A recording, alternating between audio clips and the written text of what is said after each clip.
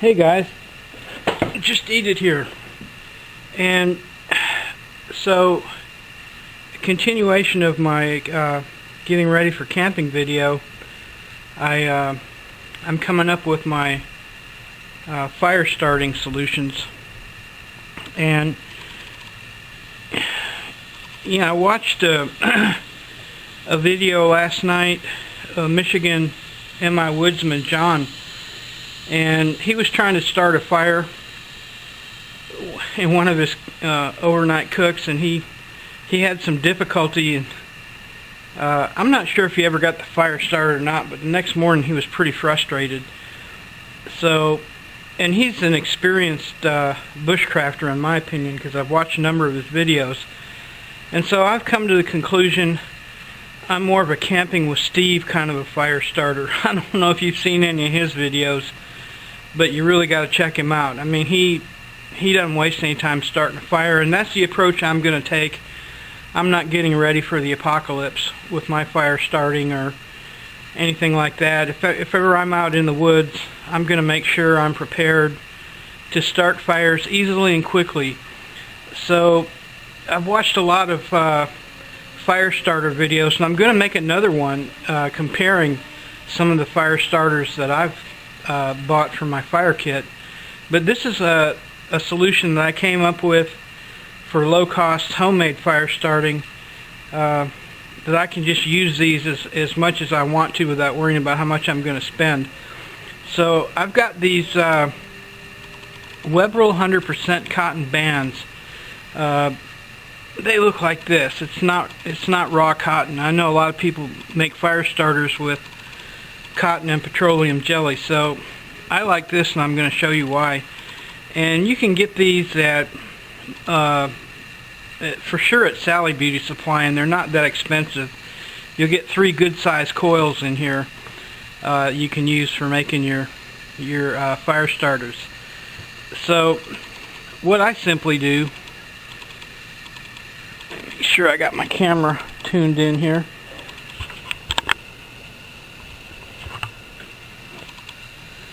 Here's my Altoids metal box, and I'm going to use to store my fire starters. I'm going to peel off about 3 inches of coil, and I'm going to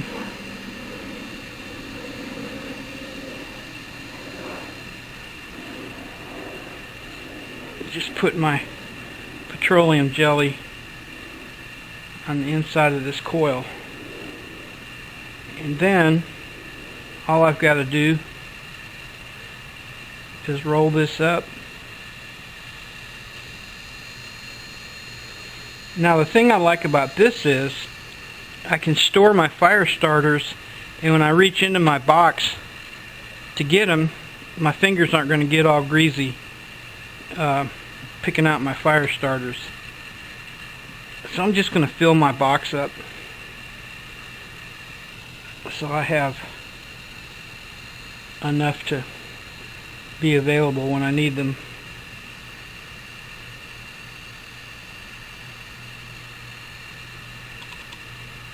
I'm not sure, a lot of places that you camp at, they have rules now about starting fires. And a lot of places won't let you collect firewood, at least in the state parks here in Texas. I guess some will, but I guess in order for me to have any kind of a pit fire, I'll probably, just to be on the safe side, bring my own firewood with me, because that way I can buy it when I find a deal on it close to home, and I'm not subject to paying park prices for my firewood. But that's just one more thing I've got to worry about packing. And I'm trying to get my truck set up to where, for the most part, if I decide I want to go camp out, I just hop in and drive. I don't want to spend a whole time loading out my truck. So I'm going to finish filling up my box here, and then I'll come back and show you how these work. And you know, one other thing I've come to learn, going back to the Michigan Woodsman's point, and I'm going to do a comparison video on some of the fire starters that I have. Some of them are very easy to ignite, and I know a lot of you guys use ferro rods. I don't have one yet. I'm going to get one, but in reality, most of the time when I go out camping and make a fire, I don't want to spend a whole lot of time trial and error with a ferro rod. I'm going to get one and I'm going to make a video just to show myself and show y'all I can do it, but for the most part I'm going to go back to, you know, I'm a camping with Steve kind of a guy. And the more generous you are at putting your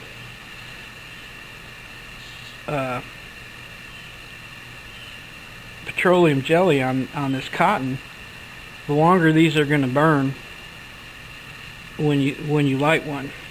And so, like I said, one of the things I have found is some of these fire starters are a lot easier to ignite than others, and especially if you're using a ferro rod or even a match for that matter. It can be incredibly difficult in the wind to start anything with a match, and I'm presuming it's probably not that easy with a ferro rod either. But what you are going to find with these fire starters, once you hit them with a spark, they're going to ignite incredibly easy. It's not going to be a fiasco trying to get one of these things going. The cotton is a great combustible surface for the flame or the spark, and then it goes right to the petroleum jelly, which again is inside. These are like little fire starting burritos,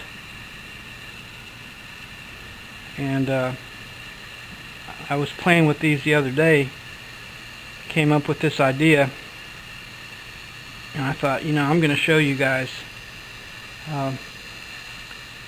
an inexpensive way to make fire starters.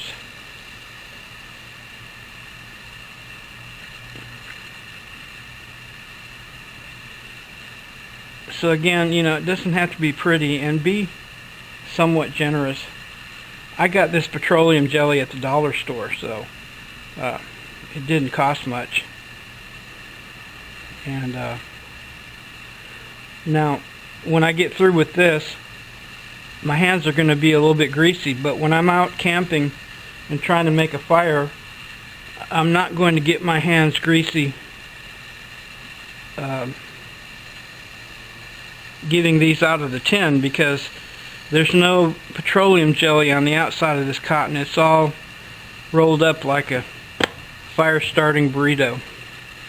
And I'm going to make one here to touch off, and then we're going to set a timer and see how long it burns. And you know, you could set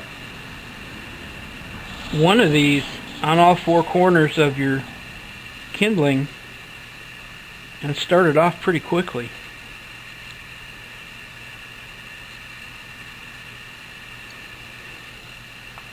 So there we go. Now, that was my first test subject. I'm going to touch this off. Okay, so keep in mind, in John's video, he likes his fat wood, and he was working with kindling and firewood that had been rained on recently. So he, you know, he likes to work with flint and steel, and I think that's probably got to be an incredibly difficult way if you're out in the woods, it's humid, or it's been raining, and you're trying to find some dry kindling.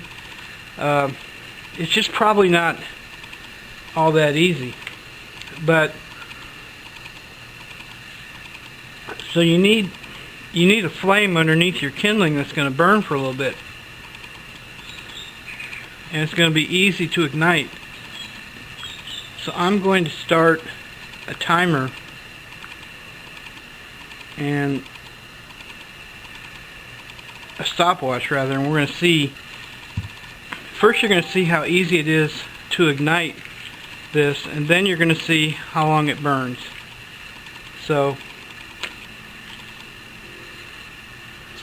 just like that. And here we're starting our timer. And I'll come back at the end and we'll see how long this burns. So if you took a couple of these and put them at different places around your kindling, I think you'd get a pretty good ignition source.